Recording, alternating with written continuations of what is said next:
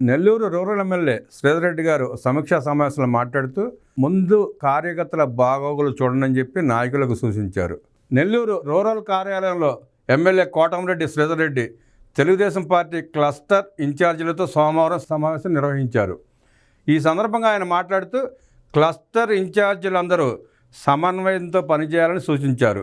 నియోజకవర్గంలోని కార్యకర్తల కష్ట నష్టాలపై క్లస్టర్ ఇన్ఛార్జీలు ప్రత్యేక దృష్టి సారించాలన్నారు.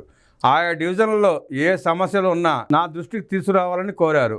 నెల్లూరు రూరల్ నియోజకవర్గంలో పెద్ద ఎత్తున టీడీపీ సభ్యత్వాలు చేయించడంలో క్లస్టర్ ఇన్ఛార్జీలతో పాటు పార్టీ నేతలు కార్యకర్తలు ప్రతి ఒక్కరూ కష్టపడి పనిచేశారని వారి పనితీరును అభినందించారు.